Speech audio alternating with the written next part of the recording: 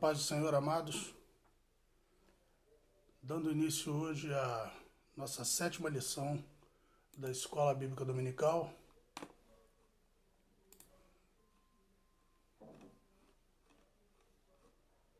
Com o tema Cristo, a nossa reconciliação com Deus.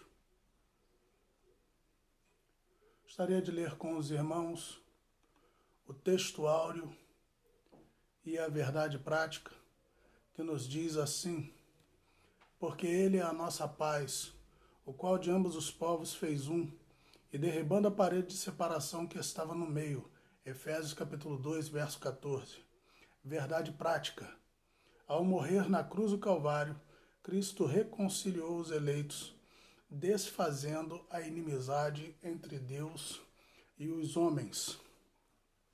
O nosso estudo nessa manhã pretende nos trazer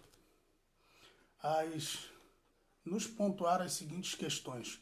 Os objetivos dessa aula de hoje é pontuar sobre a inimizade que existia entre Deus e os homens, explicar que pela paz Cristo fez um novo homem e evidenciar que pela cruz fomos reconciliados com Deus.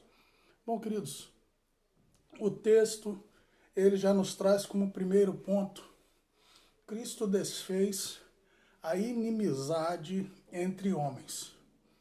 E nesse primeiro tópico, o autor vem nos trazendo a respeito de alguns preceitos judaicos que serviram como modelo de separação do povo judeu com o povo gentílico, de forma que todas as normas e regras acabavam criando entre essas duas etnias uma separação, quando na verdade, essencialmente, todos nós somos criaturas feitas do mesmo pó, do mesmo barro, mas por algumas questões que nós às vezes consideramos ser necessárias, nós achamos que isso nos difere de outras pessoas. Amém, queridos? O texto vai nos dizer assim: a parede de separação entre os homens. Bom, ao longo do tempo, irmãos, toda a humanidade vem fazendo muralhas para poder separar ou para poder proteger, para fazer um local seguro. Nós temos na palavra muitas muralhas que foram construídas para poder exatamente deixar de fora outros grupos e manter o grupo que está dentro seguro, usando o exemplo da cidade de Jericó, que era cercada por 2 muralhas e que para aquele povo elas eram consideradas intransponíveis. Seria impossível que outras nações viessem a ela e tomassem ela de surpresa, porque a muralha já dificultava o acesso. Inclusive em Jericó nós falamos sobre a muralha, mas na verdade eram 2 muralhas que fechavam a cidade, tinha uma distância entre uma e outra, que se você conseguisse transpor a primeira, ainda haveria necessidade de transpor a segunda. E você imagine como esse povo acreditava que estava seguro dentro de suas muralhas. Ela ficava no alto de um pequeno monte também, o que dificultava também o acesso dos inimigos. Todos que fossem atacar aquela cidade seriam vistos imediatamente pelos vigias que ficavam sobre ela, ou seja, o ataque era muito difícil.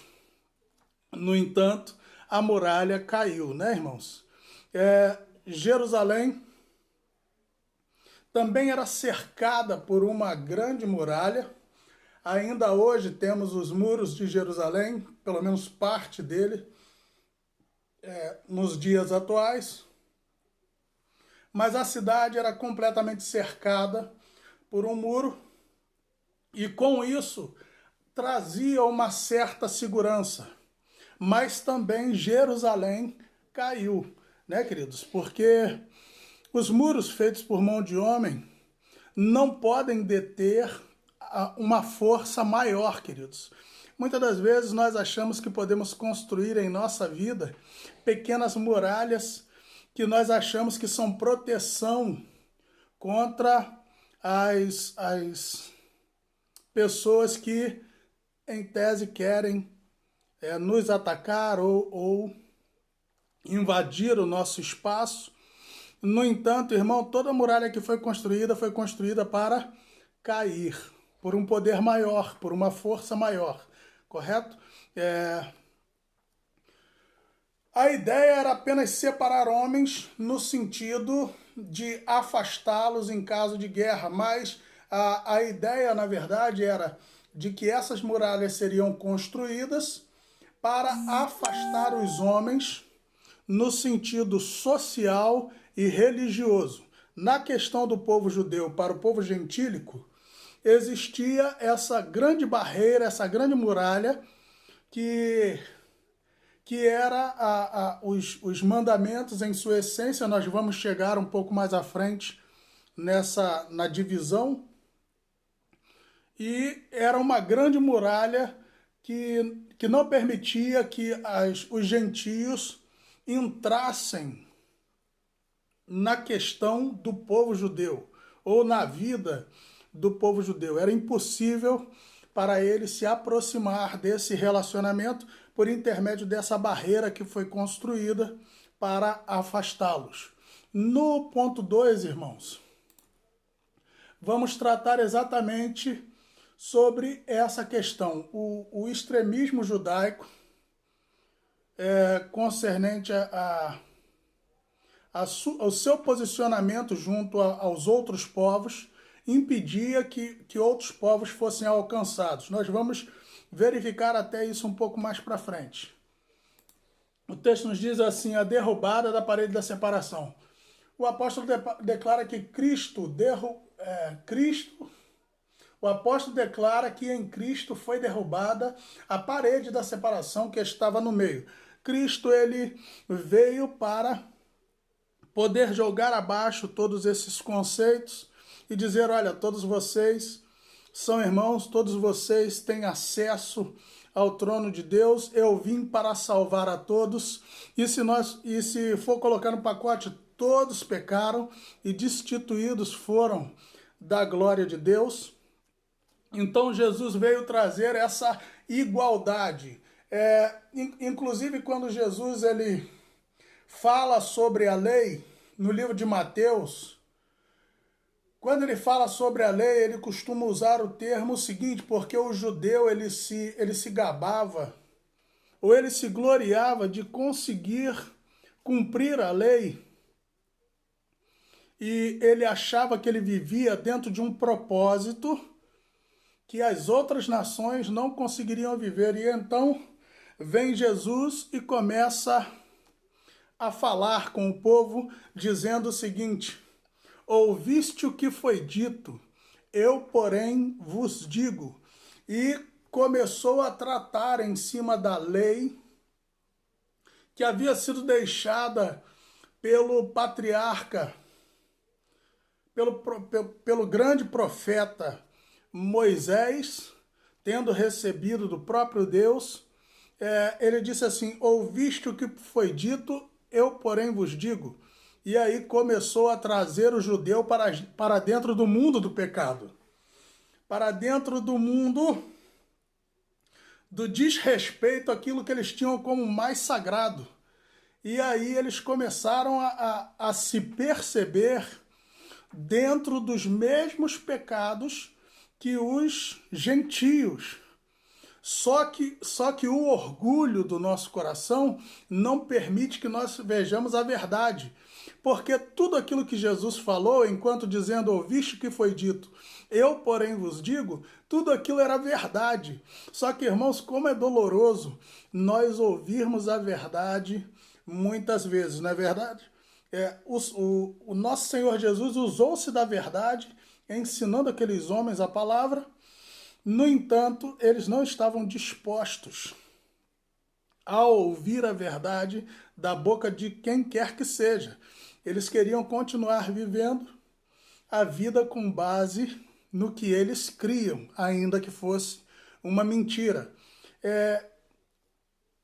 O grande problema é que quando Jesus derruba essa separação, ele fala para aquele povo o seguinte: olha, entre quem quiser pode entrar.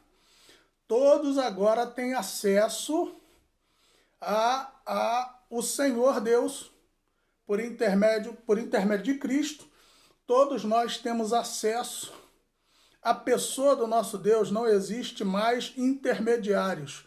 Nós podemos dobrar o joelho, nós podemos falar diretamente com Deus por intermédio do nosso Senhor Jesus Cristo. Qual é o problema? Os religiosos judaicos se doeram dessa última condição, porque eles acreditavam que não tinha possibilidade de um gentio entrar dentro do templo e viver aquela história que eles viviam há gerações e gerações e gerações. E Jesus falou: não, a partir de agora todo mundo pode entrar na presença de Deus. Difícil mudar, irmãos. Mas uma coisa muito interessante imagine que seja a sua casa, que nós estejamos falando da sua casa. Imagine que você traga alguém para a sua casa e você tem uma visita na sua casa que ela discorde de você. Ela fala: olha, esse aqui não pode entrar aqui. Eu não te dou permissão de receber essa pessoa dentro desse ambiente santo que é a tua casa. Você não pode assim decidir de uma hora para outra trazer certo tipo de pessoa para dentro da sua vida. Irmão, seria ridículo, não é verdade? Porque quem dá acesso à sua casa é você. É o dono da casa que decide quem vem na minha casa ou não. Não tem como uma visita que está externa, que está visitando a minha casa, dizer quem eu posso ou quem eu não posso trazer para dentro da minha casa. Isso me faz lembrar, queridos, algo que aconteceu quando tive a oportunidade de ir com alguns irmãos orar em um lugar determinado. E quando nós chegamos a este lugar para orar, foi dito o seguinte: olha, daqui para lá, se você está desconcertado com Deus, daqui para lá você não pode ir. Se você não está com a tua vida ajustada, então você não pode ir. Então eu disse para os irmãos o seguinte: olha, então é melhor todos nós irmos embora. Não é verdade, queridos? Porque a porta está aberta para todos. O acesso a Deus está para todos. E o grande problema é quem se julga preparado para poder encontrar com Deus. É quem acredita que está com uma vida que está de acordo para encontrar com Deus. Nós só encontraremos com Ele pela graça e pela infinita misericórdia do nosso Senhor. Então o acesso não pode ser privado a ninguém. João Batista, enquanto com seus discípulos batizando no rio, ele viu, os seus discípulos viram Jesus batizando algumas pessoas um pouco à frente, e os discípulos vieram falar para João: olha, João, aquele que você batizou, o Cristo, está batizando. E João teve uma palavra assim, irmãos, que foi, para mim, uma das maiores revelações que ele recebeu da parte de Deus. Foi quando ele disse assim: olha, eu sou amigo do noivo. Eu preparo a festa, eu organizo as coisas, mas quando o noivo chega, eu me afasto. A preferência é do noivo. Eu não domino a situação. Quem está no domínio é ele, a festa é para ele, o casamento é dele. Eu só estou aqui para ajudar. Importa que ele cresça e que eu diminua. Importa de que ele apareça e que eu cada vez esteja mais constrangido. Queridos irmãos, essa é a verdade da palavra do Senhor. Ele chama quem ele quer, ele trabalha na vida de quem ele quer e ele abre a porta para quem ele quer. Não existe uma limitação imposta por nós, seres humanos. Amém, queridos? Nós estamos aqui para servir ao Senhor e não para dizer quem entra ou não em seus propósitos. Bom, queridos irmãos, estamos entrando no ponto 3. E o ponto 3 vai nos dizer o seguinte, queridos. O conceito da lei dos mandamentos, a compreensão desse conceito, repousa na visão tripartida da lei mosaica, a moral, a cerimonial e a civil. Bom, irmãos, eu gostaria de tratar desses aspectos separadamente e rapidamente. Bom, nós temos esses 3 aspectos da compreensão do conceito da lei e do mandamento. A primeira, irmãos, eu listei como a primeira é a seguinte: a civil, que diz respeito à sua participação no coletivo e como isso afeta o conjunto.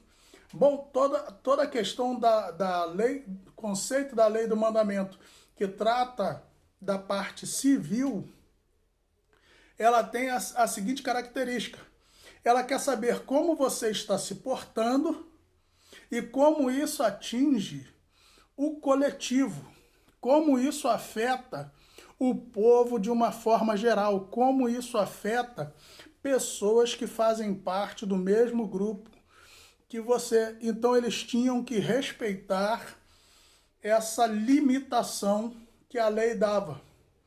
Ou seja, eu não posso fazer nada que atinja diretamente a nação de Israel.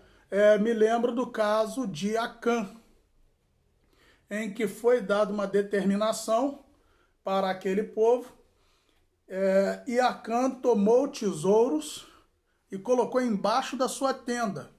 O ato dele foi único, foi pessoal, mas ele conseguiu, com a sua atitude, afetar a toda a nação de Israel a ponto deles perderem a batalha e muitos homens perecerem em decorrência disso. Às vezes um erro civil, um erro que nós fazemos pessoal, mas atinge toda a sociedade, trazendo para nosso convívio normal. Queridos irmãos, exatamente a questão de quando nós cristãos não pensamos na igreja, não pensamos no coletivo. Nós agimos de forma egoísta, nós procedemos de forma a não dar testemunho e com a sua posição, com a sua atitude, com a sua palavra, você acaba trazendo um peso grande para toda a igreja. Não apenas para a sua vida, mas para toda a igreja que tem que responder à sociedade pelo que você esteve fazendo. Segundo conceito é o conceito moral, que diz respeito a manter a coerência em sua mente, aquilo que você acredita ser certo ou errado. Bom, amados irmãos, a coerência é essencial para a vivência cristã, para a vivência do povo de Israel, com certeza, mas para a vivência cristã. Você não pode pregar aquilo que você não vive. Você não pode proceder errado e a tua mente dizendo está errado. Fica incoerente a sua mente dizer que uma coisa é errada e ainda assim você praticar aquilo que você mesmo considera errado. É, a consciência moral que a lei trazia era o seguinte: porte-se de acordo com o que você acredita. Porte-se de acordo com o que você fala. Porte-se de acordo com aquilo que você aprendeu aqui dentro dessa nação. Você tem a sua parte a cumprir. A questão moral, irmãos, ela era extremamente detalhada no conceito judaico. E ainda hoje, a questão moral, ela é de grande peso para a nossa sociedade. Você não pode agir imoralmente, né? Você não pode tomar decisões que você sabe que estão erradas e não aceitar pagar o preço por isso. Um outro conceito, irmãos, era o cerimonial. E eu creio que conforme o tempo foi passando, eu acho que os conceitos da lei e dos mandamentos, eles eram de peso igual. O civil, o moral e o cerimonial andavam juntos, de mãos dadas, e seguiam o caminho bem, até um certo ponto.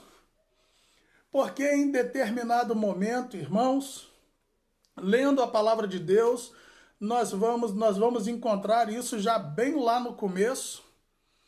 Ainda no livro de Samuel, ouvimos falar sobre algumas questões da parte do cerimonial, que foi totalmente deturpada no coração das pessoas. E o cerimonial se tornou o principal conceito da lei do mandamento. O cerimonial se tornou tão importante que eles começaram a passar de sacerdotes que ministravam diante da presença de Deus a meros repetidores das atividades cerimoniais e rituais e começaram a trazer para si uma importância maior, como se eles cumprissem aquilo que está dito.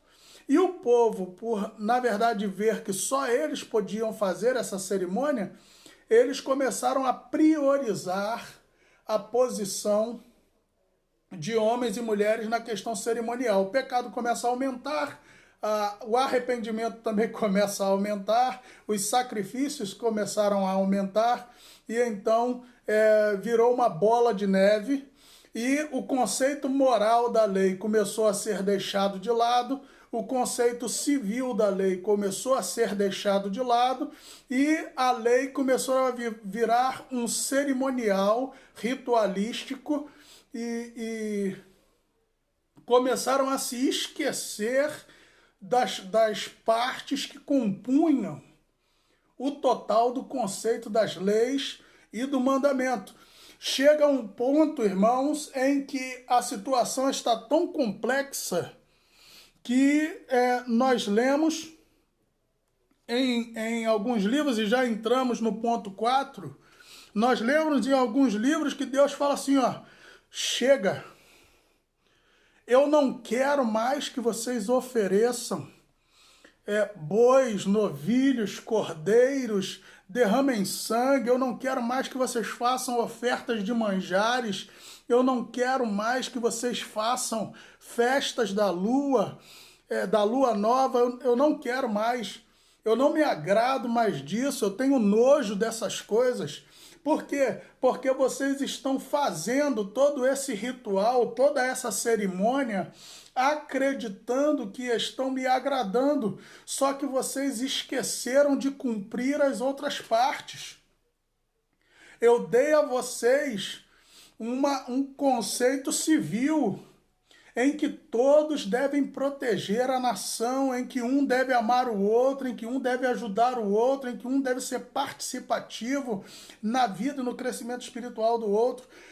Eu dei a vocês um conceito moral que vocês já nem observam mais. Vocês vivem do jeito que querem, falam o que querem, andam do jeito que querem. E vocês querem vir a mim apresentar o conceito cerimonial? Vocês querem queimar no meu altar? Vocês querem colocar diante de mim? Irmãos, o livro de Isaías, capítulo 1, verso 10 ao 17, vai falar exatamente sobre isso. E eu gostaria de ler com os irmãos para que possamos entender melhor. Livro de Isaías, capítulo 1, verso 10 a 17, vai dizer assim: Ouvi a palavra do Senhor, vós príncipes de Sodoma, prostrai ouvidos à lei do nosso Deus, vós, ó povo de Gomorra. De que me serve a mim a multidão dos vossos sacrifícios, diz o Senhor. Já estou farto dos holocaustos de carneiro e da gordura de animais nédios, e não folgo com o sangue de bezerros, nem de cordeiros, nem de bodes. Quando vindes para comparecer perante mim, quem requereu isso das vossas mãos, que viesses pisar em meus átrios? Não tragais mais ofertas debalde. O incenso é para mim abominação, e as luas novas e os sábados e as convocações das congregações não posso suportar iniquidade, nem mesmo o ajuntamento solene. As vossas luas novas e as vossas solenidades as aborrece a minha alma. Já me são pesadas, já estou cansado de as sofrer. Pelo que quando estendeis as vossas mãos, escondo de vós os meus olhos. Sim, quando multiplicais as vossas orações, não as ouço, porque as vossas mãos estão cheias de sangue. Lavai-vos, purificai-vos, tirai a maldade dos vossos atos de diante de meus olhos. Cessai de fazer o mal, aprendei a fazer o bem, praticai o que é reto, ajudai o oprimido, fazei justiça ao órfão, tratai da causa das viúvas. Então vinde e argui-me, versículo 18, diz o Senhor, ainda que os vossos pecados sejam como a escarlata, eles se tornarão brancos como a neve, ainda que sejam vermelhos como o carmesim, se tornarão brancos como a lã. Também o livro de Malaquias vai dizer, irmãos, próximo a isso, livro de Malaquias, capítulo 1, verso 10, apenas um versículo, vai dizer assim: Quem há também entre vós que feche as portas e não acenda debalde o fogo do meu altar? Eu não tenho prazer em vós, diz o Senhor dos Exércitos, nem aceitarei da vossa mão a ablação. Bom, queridos, o que Deus está dizendo aqui é o seguinte: toda essa cerimônia, todo esse ritual, não me serve de nada se não houver obediência. Tudo que vocês estão fazendo não adianta de nada se vocês não cumprirem de uma forma completa. A lei era civil, moral e cerimonial. Triste é, irmãos, quando a igreja vira um local para rituais, viu, queridos? Em que nós só vamos até aquele lugar para receber as bênçãos, para fazer um encontro social, para cumprir uma obrigação, nos tornamos religiosos, cerimonialistas, ritualistas, e a história nos diz que Deus não se agrada dessa oferta. Viu, queridos? Então que os nossos corações estejam plenos na presença do Senhor. A palavra de Deus vai dizer o seguinte: buscar-me-eis e me achareis, quando me buscares de todo o vosso coração. Muito mais do que cumprir conceitos cerimoniais, ritualísticos, religiosos, nós precisamos buscar ao nosso Deus de todo o nosso coração. Viver a essência do Evangelho e acreditar que Deus está recebendo na simplicidade do nosso coração. Amém, queridos? Ponto 2. Ponto 2, irmãos. Fala, pela paz, Cristo fez um novo homem. A partir da expiação da cruz, a paz foi proclamada, e de ambos os povos, judeus e gentios, Cristo fez uma nova humanidade. Tem um hino muito bonito do Ademar de Campos, que se chama Celebração à Unidade. E ele usa exatamente esses versículos, ele faz um compilado de textos bíblicos e coloca uma melodia e fez um dos hinos mais lindos da música evangélica. Se você tiver a oportunidade, procure esse hino, Celebração à Unidade. Amém? Bom, eu quero tratar esse tópico de uma forma geral, que tem três pontos subtópicos. O conceito bíblico da paz, Cristo, o motivo da nossa paz, e a nova humanidade formada pela paz. Queridos irmãos, o resumo de toda essa leitura diz o seguinte, eu me lembrei muito enquanto lia esses 3 tópicos, eu me lembrei muito de um livro chamado O Totem da Paz, do escritor Don Richardson. Ele escreveu, 3 livros que eu tenho, né? Provavelmente ele escreveu mais livros, mas eu tenho esses 3. O primeiro, Os Senhores da Terra, foi o primeiro que eu li. Li o segundo, O Totem da Paz, que é esse que eu estou falando, e O Fator Melquisedeque.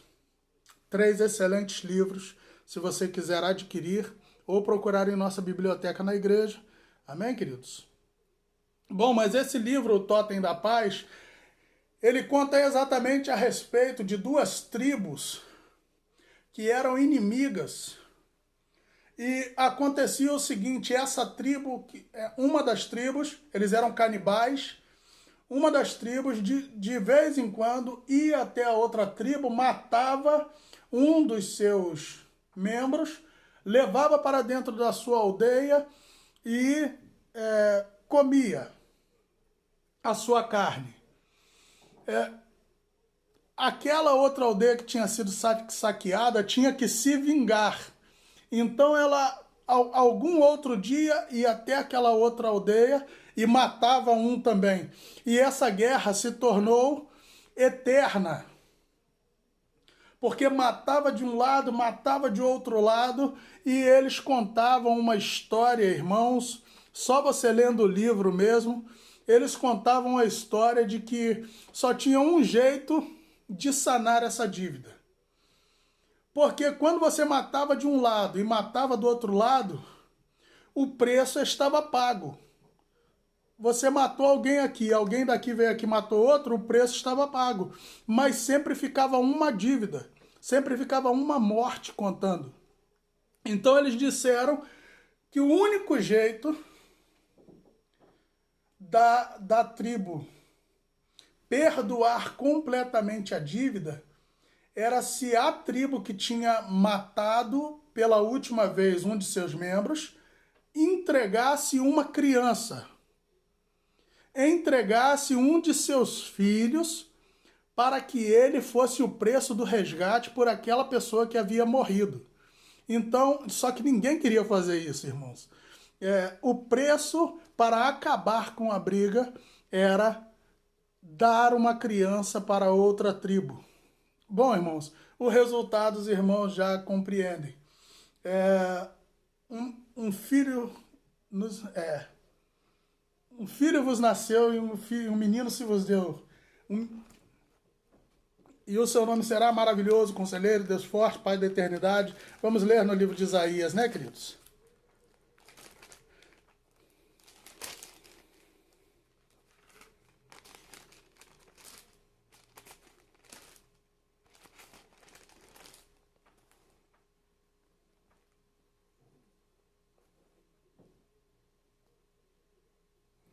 Isaías capítulo 9, verso 6 vai nos dizer assim: porque um menino nos nasceu e um filho se nos deu, e o principado está sobre os seus ombros. E o seu nome será Maravilhoso, Conselheiro, Deus Forte, Pai da Eternidade, Príncipe da Paz. Amém? Então, foi dado pelo nosso Deus o seu próprio Filho para pagar o preço. A dívida acabou e assim ele trouxe a paz para a humanidade. Exatamente essa questão que está sendo tratada aqui na revista. Ninguém pode permanecer em Cristo estando em guerra.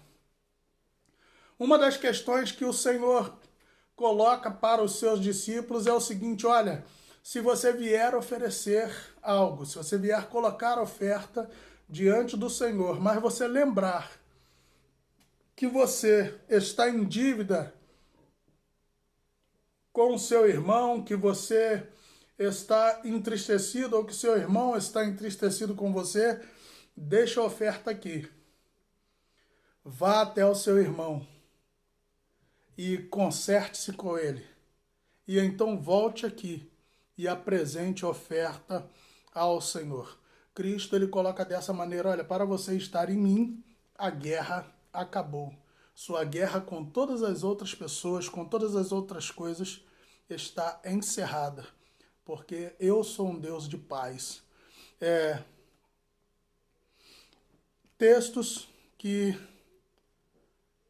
batem com esse argumento. Cristo é a nossa paz, está em Efésios capítulo 2, verso 13 e 14. Cristo em nós, esperança da glória. Colossenses. Não mais vivo eu, mas Cristo vive em mim. O homem sem Cristo busca seus próprios interesses, ainda que nobres, não tem resultados pacíficos em si. Você vai achar muitos homens, irmãos, colocando questões assim nobres, dizendo que querem fazer o bem à sociedade, querem atuar com princípios morais para atender à sociedade. A grande verdade, irmãos, é que todos buscam seus próprios interesses, aquilo que é bom ao seu paladar, né? Nós trabalhamos com aquilo que é bom ao nosso paladar. E se contrariarem aquilo que nós acreditamos ser bom ao nosso paladar, você vê.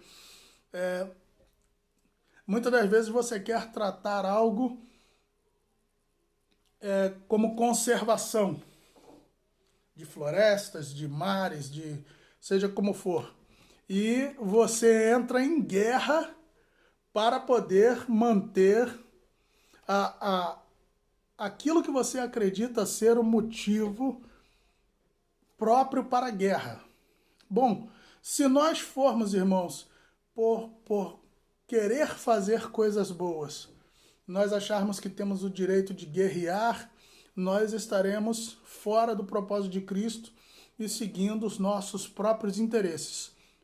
Por mais nobres que eles sejam, continuam sendo nossos interesses. Bom, ponto 3. Já estamos terminando.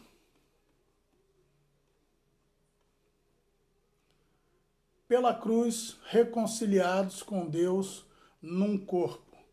Bom, irmãos, há pouco tempo eu estava lendo um livro que ele me trouxe uma dor muito grande na alma pela forma que ele expressou algumas coisas e como ele traduziu a maldição da cruz, né, irmãos? Que nós já havíamos lido, nós já havíamos, mas a tradução que ele fez foi realmente linda a respeito do preço que Cristo pagou. Aparentemente houve a questão da dor, aparentemente houve a questão do sofrimento de ter sido pendurado na cruz do Calvário, mas por trás da cruz havia muitas outras coisas que eram agressivas a um ser humano, não judeu, a um ser humano, correto? Haviam questões que agrediam diretamente um judeu, que é outra coisa. Existem questões que agridem o ser humano, mas que talvez passariam com naturalidade pelas questões judaicas. A história da crucificação atingia diretamente o povo judeu e a crucificação trazia também uma total quebra da forma como as pessoas viam aquele que estava sendo crucificado. A palavra correta para o crucificado era maldito. Seja maldito aquele que for pendurado no madeiro. O texto que nos trouxe essa questão foi Deuteronômio, no capítulo 21, Deuteronômio, capítulo 21, verso 22 e 23.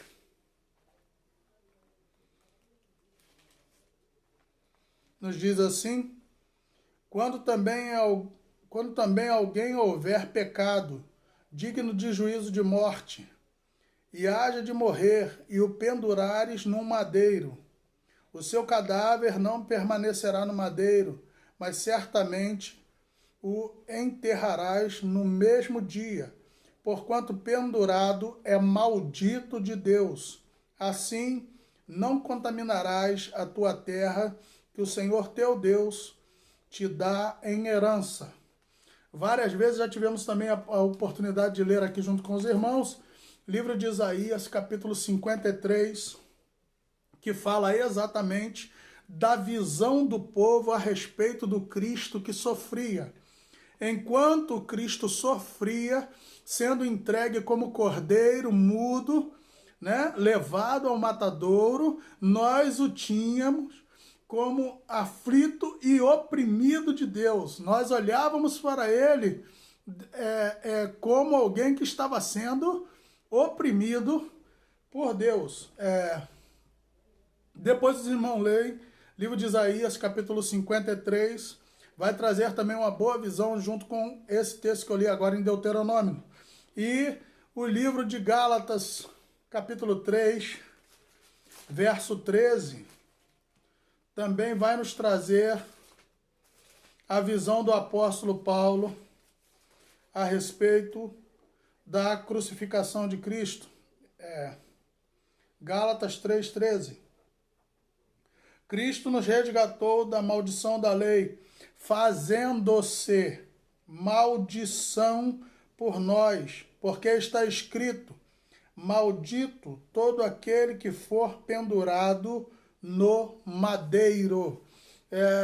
De forma, irmãos, que quando nós ouvimos esse texto, quando nós ouvimos essa questão, o nosso irmão Paulo vai dizer também no livro de Coríntios o seguinte: o evangelho da cruz é loucura para os gregos, é loucura para os gentios. Não tem como explicar o evangelho que fala sobre um homem. Por que disso que fala o evangelho? O evangelho fala a respeito de um homem que foi pendurado no madeiro. E a própria história judaica vai dizer que um homem que era pendurado no madeiro era maldito. Então, a primeira base é essa. A segunda base do argumento é o seguinte: é loucura, porque a mensagem do evangelho diz que a salvação para nós só pode vir por intermédio daquele que foi pendurado na cruz, que para o judeu é considerado maldito. Que a lei do que está escrito lá em Deuteronômio, no capítulo 21, verso 22 e 23, vai dizer que aquele que foi pendurado no madeiro é maldito. Mas a salvação só pode vir por aquele que foi pendurado na cruz, Cristo Jesus, nosso Senhor. Não tem coerência para o mundo. Quando eles olham isso, quando os gregos olham para essa palavra, eles falam, só nesses dois pontos já não existe coerência, porque se o camarada foi pendurado na cruz, ele é considerado maldito, como é que ele pode ser o salvador e o único caminho para que todas essas pessoas cheguem a Deus? Tem ainda o terceiro ponto, irmãos. Porque a mensagem da cruz é loucura para os gentios? Porque é firmada na fé. E os gregos primavam pela razão. Teve um pastor, eu não consigo me lembrar agora quem trouxe essa palavra, mas ele disse o seguinte, a fé é quando extrapola a razão. É quando ultrapassa, quando transcende o que a nossa razão pode explicar. Nós vamos caminhando em nossa razão, e chega um determinado momento em que nós temos que entender o seguinte, olha, a partir daqui eu tenho que ir pela fé.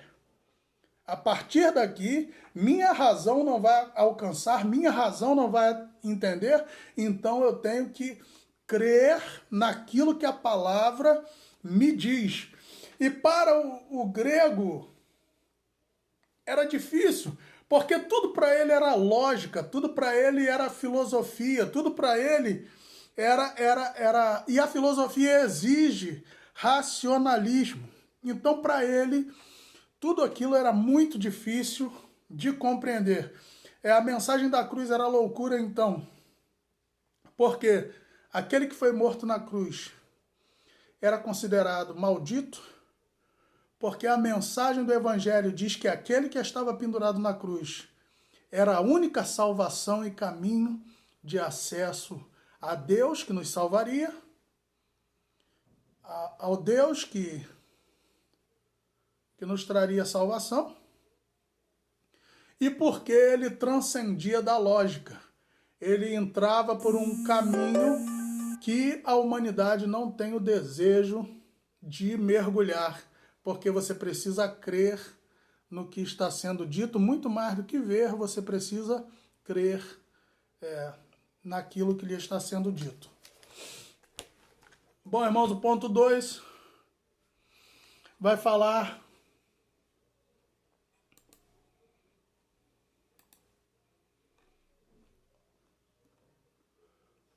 Ponto 2 vai falar que reconciliados pela cruz de Cristo, foi o sacrifício vicário de Cristo na cruz e sua consequente vitória sobre a morte que possibilitaram nossa reconciliação com Deus.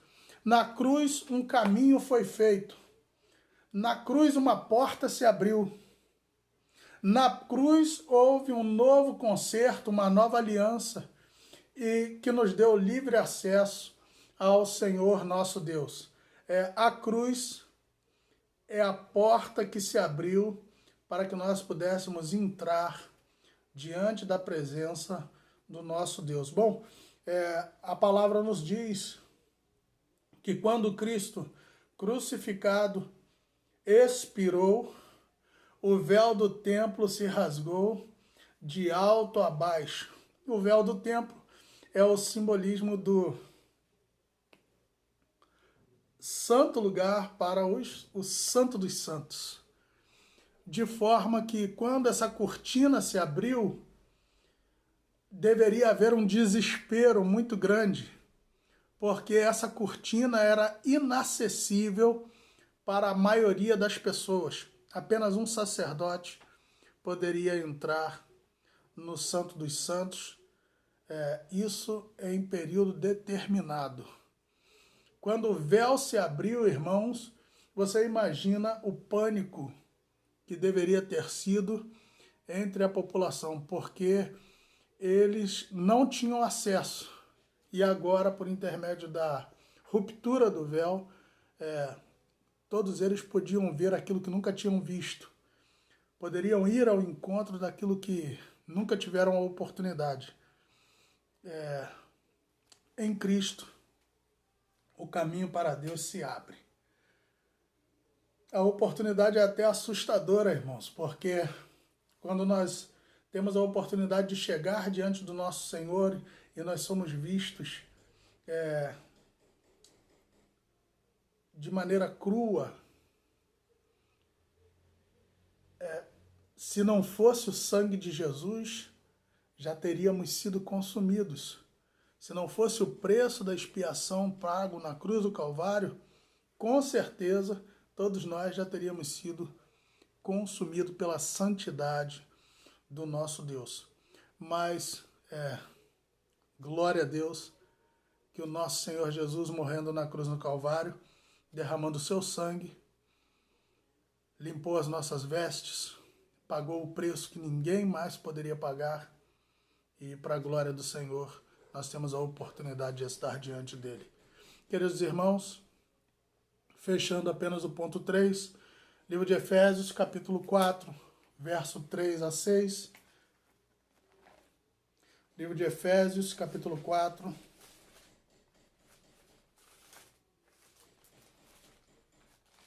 verso 3 a 6, vai nos dizer o seguinte: procurando guardar a unidade do Espírito pelo vínculo da paz. Há um só corpo, um só Espírito, como também foste chamado em uma só esperança da vossa vocação. Um só Senhor, uma só fé, um só batismo, um só Deus e Pai de todos, o qual é sobre todos e por todos e em todos. Bom, essa questão trata dos reconciliados na cruz em um corpo. Fala que todos nós, irmãos, fomos feitos um em Cristo. E traz essa consciência de família, de irmãos, que somos co-herdeiros com Cristo de todas as bênçãos, de tudo aquilo que Deus colocou diante do nosso Senhor. Somos co-herdeiros de todas essas coisas. Queridos irmãos, gostaria apenas de ler a conclusão. Em obediência ao plano divino, Cristo cumpriu as demandas da lei da cruz em seu sacrifício, derrubou as barreiras e aboliu as ordenanças cerimoniais que serviam de divisão por meio da paz conquistada no madeiro, desfez a inimizade, criou uma nova humanidade e a reconciliou com Deus. A partir dela, formou um novo povo, a igreja, o corpo de Cristo. Amém, queridos? Que Deus possa abençoar a vida dos irmãos, que essa palavra possa acrescentar a sua vida. Eu sempre repito para os irmãos que é muito mais fácil nós ministrarmos algo, trazer uma palavra, quando estamos juntos na casa do Senhor. Mas temos pedido ao Senhor para nos dar graça, para que possa abençoar a vida dos irmãos, mesmo nesse tempo de crise.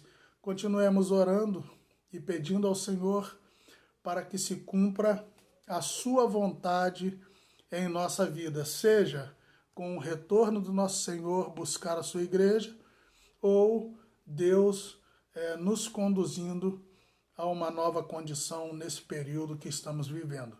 Que Deus abençoe a vida dos irmãos, em nome de Jesus.